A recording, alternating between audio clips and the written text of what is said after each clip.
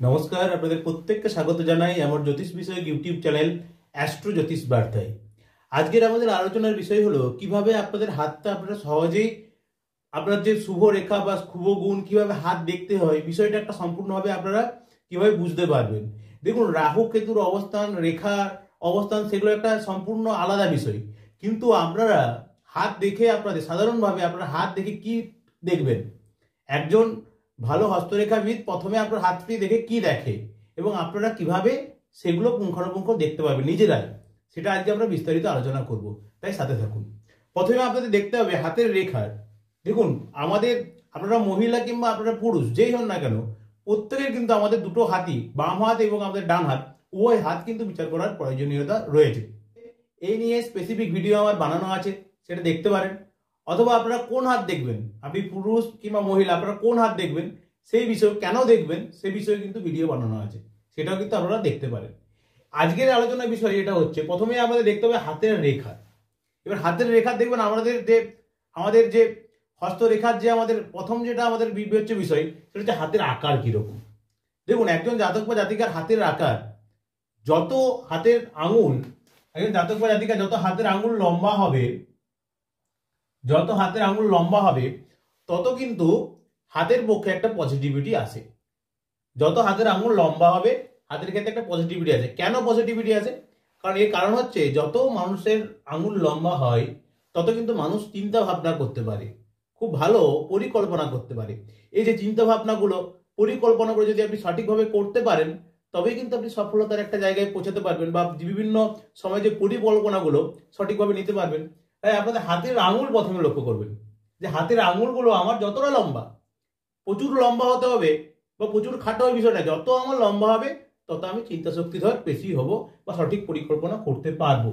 এরপর দ্বিতীয় যে জিনিসটা দেখতে হবে, আমার যে তল, হাতের যে করতল, এই তলে আমার যত অল্প সংখ্যক রেখা থাকবে ততই কিন্তু শুভ।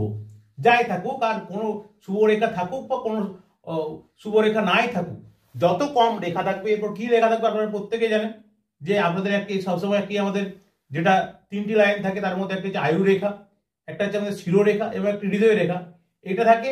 আর আমাদের ভাগ্য রেখা থাকে অধিকাংশ মানুষের হাতে। রবির ক্ষেত্রে একটি রবির চিহ্ন থাকে, থাকতে পারে অধিকাংশ মানুষের হাতে। এই বাস এবং বিবাহ রেখা, এই চিহ্ন, বাস, এইগুলো হচ্ছে একটা মানুষের সাধারণ চিহ্ন থাকতে হবে। এরপর যত কম এগুলো সাধারণভাবে থাকে, এরপর যত কম রেখা থাকবে ততই কিন্তু আপনার হাতে একটা শুভ ইঙ্গিত লুকিয়ে থাকে। কারণ কেন? যত কম রেখা থাকবে তত কিন্তু আপনার জীবনে বাধার সম্ভাবনা কমবে। এবার কিরকম বাধা দেখুন, অনেকের হাতে থাকে তো দেখবেন অনেক এড়ো রেখা থাকে, এরকম অনেক জায়গা থেকে অনেক এড়ো রেখা থাকে। এই রেখাগুলো কি করে, যে যে জায়গায় থাকে সে জায়গা কিন্তু একটা নেগেটিভিটি বা একটা কি করে, আপনার সফলতার কাছে গিয়েও কিন্তু আপনার নেগেটিভ মাইন্ডেড, অর্থাৎ আপনার একটা বাধা বাধা হয়ে আপনার জীবনে কিন্তু এগোতে হয়। এই জিনিসগুলো এরপরে ওই বাধাগুলো থেকে মুক্তির উপায়, সেটাও আমি আজকে বলবো। এটা হচ্ছে আপনারা দেখলেন যে যত হাতে, তাহলে আমাদের কি দেখতে হবে, যত হাতে রেখা কম থাকবে, যে মেন যে আমাদের রেখাগুলো, অর্থাৎ যে আমাদের আয়ু রেখা, আমাদের শিরোরেখা এবং আমাদের হৃদয় রেখা এবং অনুষঙ্গিক ভাগ্য রেখা কিংবা আমাদের রবি রেখা, এগুলো ছাড়া যত রেখা হাতে কম থাকবে তত কিন্তু আমাদের হাত শুভ, তত কিন্তু আমাদের হাত শুভ। শুভ সাইজ যদি নাও থাকে তত কিন্তু আমাদের হাত শুভ কিন্তু তত আমাদের হাত শুভ। এরপর আমাদের দেখতে হবে যে আমাদের করতলের যে আমাদের যে এই পর্বতগুলো, আমরা প্রত্যেকেই জানি যে আমাদের বৃহস্পতির পর্বত, এটা শনির পর্বত, তারপর আমাদের রবির পর্বত, তারপর আমাদের বুধের পর্বত, এটা মঙ্গলের দুটি ক্ষেত্র, এটা আমরা জানি শুক্রের ক্ষেত্র, এই পাশেই রয়েছে রাহুর ক্ষেত্র, এই জায়গাটা একটু কেতু আছে, মধ্যেখানটা আছে কেতু কিছুটা, আর এটা হচ্ছে চন্দ্রের ক্ষেত্র। এই জায়গাগুলো এরপর দেখবো আমাদের এই জায়গাগুলোর বিস্তার কতটা, বা এই জায়গাগুলো সুউচ্চ কিনা। দেখুন, আমাদের বৃহস্পতির ক্ষেত্র, রবির ক্ষেত্র, বুধের ক্ষেত্র, এই জায়গাগুলো একটু উঁচু এবং ফোলা এবং মাংসল যত হবে তত কিন্তু ওই জায়গার স্থানগুলো শুভ হয়ে যায়, তত কিন্তু ওই জায়গার স্থানগুলো শুভ হয়ে যায়। আমি তো রেখা নিয়ে আলোচনা করছি না, শুধু পর্বতের স্থানগুলো বলছি। যত চওড়া হবে জায়গাটা, যত চওড়া হবে আর যত একটু ফোলা হবে, এইগুলো হলে কিন্তু জায়গাটা শুভ হয়ে যায় প্রত্যেকটা ক্ষেত্রেই। আমি একটা ব্যতিক্রম দেবো, এটা হচ্ছে শনির ক্ষেত্র যদি সামান্যতম সমান থাকে কিংবা একটু নিচুও থাকে, সেক্ষেত্রে কিন্তু শনির ক্ষেত্রে কিন্তু এক্সেপশনাল একটা ছাড়া যায়, শুভ, তাও কিন্তু শুভ ফল পাওয়া যায়। আর এই বাকি পর্বতগুলো আমাদের সাধারণ থাকলেও কিন্তু ঠিক আছে। তো এগুলো আমাদের প্রথমে এরপর দেখব। এরপর আমরা দেখব যে আমাদের পরবর্তী ক্ষেত্রে আমরা দেখব যে আমাদের এই যে রেখাগুলো আলোচনা করলাম, এরপর আমরা দেখবো যে আমাদের এই যে রেখা তো উঠেছে, ঠিক আছে, ধরুন আমাদের মধ্যে অনেক মেন রেখা রয়েছে, এবার ধরুন এড়ো রেখা আছে, ঠিক আছে, এড়ো রেখা তো আছে, এড়ো রেখার পরেও কি আমাদের কোনো লম্ব রেখা আছে, এই বিষয়গুলো দেখবো। প্রথমে এড়ো রেখা আছে বলে আমাদের খারাপ হয়ে যাবে প্রচুর, কিন্তু সেরকম বিষয়টা নয়, খারাপ আসবে কিন্তু তারপরে কি লম্ব রেখা আছে, এই বিষয়গুলো দেখবো। যে কোনো ক্ষেত্র থেকে ধরুন আমরা এখানে এই জায়গায় কেটেছে, আমি দেখবো তারপর লম্ব রেখা আছে কি, ভাগ্য রেখা কেটেছে, তারপরে ভাগ্য রেখা লম্ব আছে কি, রবি রেখা কেটেছে, তারপরে কি কোনো রবি রেখার মধ্যে কি কোনো লম্ব রেখা আছে, বিষয়গুলো দেখতে হবে আমার কিন্তু। অর্থাৎ আমাদের এড়ো রেখা কাটলেও তারপরে লম্ব রেখা আছে কিনা। এবারে যে এড়ো রেখাগুলো আপনার রয়েছে, এড়ো রেখাগুলো তো শুভ নয়, কিছু কিছু ক্ষেত্রে এক্সেপশনাল আমাদের এই চন্দ্রের ক্ষেত্রে যদি এড়ো রেখা থাকে তাহলে কিন্তু আমাদের ভ্রমণের একটা যোগ, বিদেশে ভ্রমণ, বাইরে ভ্রমণের একটা যোগ তৈরি করে। বাকি ক্ষেত্রে কিন্তু এড়ো রেখাগুলো কিন্তু নেগেটিভিটি বহন করে। তাই আমাদের দেখতে হবে এড়ো রেখাগুলো কিভাবে আমরা কিভাবে এড়ো রেখাগুলো থেকে বাঁচতে পারি, বা হাতের মধ্যে এড়ো রেখা কিভাবে কমানো যায়। এটা হচ্ছে সবচেয়ে স্পেসিফিক ব্যাপার হচ্ছে আমাদের যাই রেখা আসুক না কেন সেটা কিন্তু আমাদের মধ্যে সৃষ্টি হয়েছে আমাদের পূর্ব বা আমাদের যে আগের জন্মের আমাদের যে কর্ম করেছি তার উপর ভিত্তি করে কিন্তু রেখাপাত হয়েছে। এবার আমাদেরকে এই এড়ো রেখা তৈরি হয় কিসের জন্য, আমাদের কিছু খারাপ কর্ম করার জন্য। খারাপ কর্ম কি মধ্যে, প্রতিদিন সঠিক টাইমে ওঠা, প্রতিদিন নিয়ম মাফিক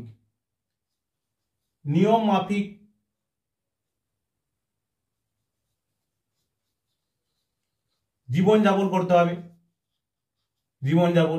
সঠিক টাইমে ওঠা, সঠিক টাইমে খেতে যাওয়া, স্নান করা, এটা প্রথম। দ্বিতীয় হচ্ছে কোনো নেশা না করা, কোনো নেশা করা চলবে না, নেশা করা চলবে না। এই বিষয়গুলো যদি আমরা কন্টিনিউ 1 বছর আমরা যদি সঠিক টাইমে প্রতিদিন উঠার অভ্যাস করি, ঘুমোতে যাওয়ার অভ্যাস করি, খাবার দাবার খাওয়া অভ্যাস করি, আমাদের কোনো নেশার মধ্যে যদি না যায়, বাজে সঙ্গ যদি না করি, ঈশ্বর আরাধনা করি, ঈশ্বর আরাধনা করা,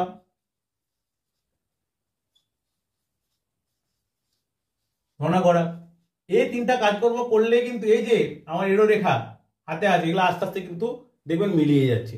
হাতের রেখার পরিবর্তন হয়, কেন পরিবর্তন হয় সেই বিষয়ে কিন্তু ভিডিও স্পেসিফিক করা আছে, আপনারা দেখতে পারেন। তো আজকে আমরা আলোচনা করলাম কি, প্রথমে আপনার হাতের কি দেখবেন, হাতের আকার, আঙুলের আকার ফার্স্ট, দ্বিতীয় হাতের প্রধান রেখা, তৃতীয় হাতের পর্বত গ্রহের, এইভাবে আপনারা কিন্তু আস্তে আস্তে দেখবেন।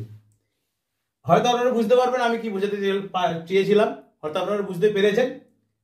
এভাবেই আপনারা নিয়ম মাফিক যদি প্রত্যেক দিন যদি নিয়ম মাফিক আপনারা জীবনযাপন করেন, কোনো নেশা যদি করা বন্ধ করে দেন, ঈশ্বরের আরাধনা করেন, দেখবেন হাতের রেখার মধ্যে আপনারা চেঞ্জেস আপনারা নিজেরাই লক্ষ্য করতে পারবেন 1 বছরের মধ্যে। বিশেষভাবে কোন হাতের রেখার সবচেয়ে বেশি পরিবর্তন হয় সেটাও আলোচনা করা হয়েছে, কেন হয় সেটাও আলোচনা করা আছে, আপনারা দেখবেন। অবশ্যই ভালো থাকুন, সাথে থাকুন। যদি এই ভিডিওটি ভালো লেগে থাকে অবশ্যই একটু লাইক করে যাবেন। আমার সাথে যোগাযোগ করতে গেলে এই ভিডিও ডেসক্রিপশন বক্স লক্ষ্য করতে পারেন। সকলে ভালো থাকুন, নমস্কার।